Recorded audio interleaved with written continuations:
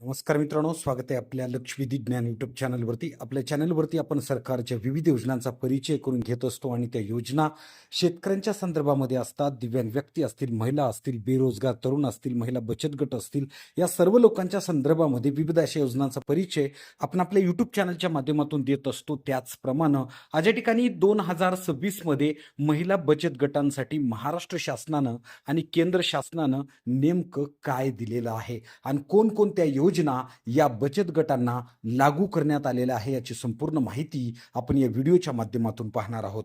2026 मध्ये महिला बचत गटांसाठी लखपती दीदी योजना, राष्ट्रीय ग्रामीण उपजीविका अभियान आणि सुवर्ण जयंती ग्राम स्वयंरोजगार योजना यासारख्या प्रमुख योजना सुरू आहेत. या योजनेअंतर्गत महिलांना व्यवसायासाठी कमी व्याजात कर्ज मोफत, साहित्य कौशल्य प्रशिक्षण आणि उत्पादनांच्या विक्रीसाठी व्यासपीठ अशा प्रकारचा कार्यक्रम सरकारतर्फे आखण्यात आलेला आहे. त्याच्यामुळं 2026 मध्ये प्रमुख बचत गट, ज्या बचत गटांना 6 महिन्यापेक्षा जास्त कालावधी झालाय अशा बचत गटांसाठी सगळ्यात महत्वाची योजना म्हणजे राष्ट्रीय ग्रामीण उपजीविका अभियान.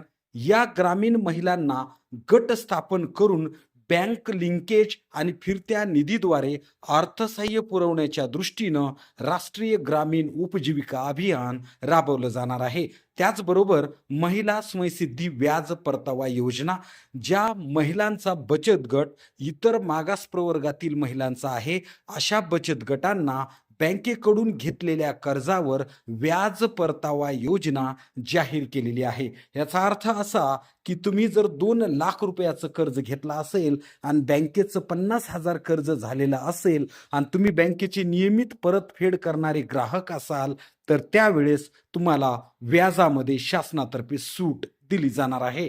त्याचबरोबर अनुसूचित जातीच्या बचत गटांना मिनी ट्रॅक्टर साहित्य पुरवठा, अनुसूचित जाती व नौबद्ध घटकातील बचत गटांना व्यवसाय सुरू करण्यासाठी आर्थिक मदत व साहित्य पुरवण्याच्या दृष्टीनं ही योजना तयार केलेली आहे. त्याच्यामुळे तुमच्या लक्षात आलं असेल, ज्या महिला बचत गटांना ट्रॅक्टर घ्यायचंय किंवा आणखी कोणतं साहित्य घ्यायचं असेल तर अशा नौबद्ध घटकातील बचत गटांना शासन 2026 मध्ये भरपूर असं अनुदान देणार आहे. त्याचबरोबर अन्नपूर्णा योजना, खाद्यपदार्थ व्यवसाय सुरू करणाऱ्या महिलांसाठी, म्हणजेच ज्या महिलांना वाटतंय लोणचं असेल, विविध प्रकारचे लोणचे असतील, पापड मसाला असेल किंवा मिरची कांडण मशीन असेल, या गोष्टींसाठी जर कर्ज पाहिजे असेल तर 50,000 रुपयापर्यंतचं कर्ज महिला बचत गटांना जाहीर करण्यात येणार आहे. आता तुमच्या असं लक्षात आलं असेल की महिला बचत गटामध्ये 10 ते 20 महिला असतात,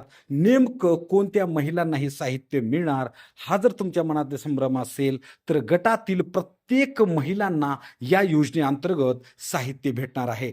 त्याच्यामुळं तुम्हाला कोणत्या अटी शासनाने सांगितलेला आहे हे सगळ्यात महत्वाचं आहे. गटामध्ये कमीत कमी 10 ते 20 महिला असायला पाहिजे, नियमित बैठका असल्या पाहिजेत, बचत गटाचे कर्ज नियमित परतफेड केलेलं असलं पाहिजे, बचत गटाचे बँक खाते आधारशी लिंक असलं पाहिजे, सर्व जे काही कॅन्डिडेट्स आहेत त्यांचं, आणि तुमचा बचत गट कमीत कमी 6 महिने पूर्वी स्थापन केलेला असला पाहिजे. तरच या ठिकाणी तुम्हाला या योजनांचा लाभ भेटणार आहे. आणि तुम्हाला या योजनांचा लाभ घ्यायचे, परंतु अर्ज कसा करायचा, अर्ज कुठे भरायचा याबद्दल जर तुम्हाला माहिती नसेल तर तुमच्या गावातील किंवा तुमच्या गावाशेजारील कुठल्याही CSC सेंटरवरती जाऊन या योजनाचा फॉर्म तुम्ही भरू शकता आणि त्या ठिकाणी तुम्ही तंबूत माहिती घेऊ शकता. त्या उपर जर तुम्हाला कुठल्याही प्रकारची अडचण असेल तर आपल्याला आपल्या कमेंट बॉक्समध्ये नक्की कळवत जा.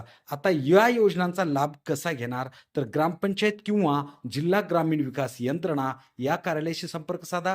उमेद अभियान किंवा महाराष्ट्र राज्य ग्रामीण जीवन ज्योती अभियानाच्या स्थानिक कार्यालयात नोंदणी करा आणि बचत गटाची सर्व कागदपत्रे म्हणजेच ठराव, पासबुक, सर्व सदस्य या सगळ्यांना घेऊन तुम्हाला बँकेमध्ये जर गेलं तर नक्कीच या योजनांचा लाभ भेटणार आहे. त्याच्यामुळं 2026 मध्ये बचत गटांसाठी महाराष्ट्र सरकारतर्फे कोटी रुपयांचं बजेट या ठिकाणी ठेवण्यात आलंय. त्या सर्व पैशाचा विनियोग जर बचत गटांना घ्यायचा असेल तर नियमित आपले व्हिडिओ पहा आणि कुठल्याही प्रकारची योजनेबद्दल अडचण असेल तर आपल्याला कमेंट बॉक्स नक्की कळवा. आपल्या चॅनलवरती जर तुम्ही नवीन असाल तर प्रथमतः आपल्या चॅनलला सबस्क्राईब करा. धन्यवाद.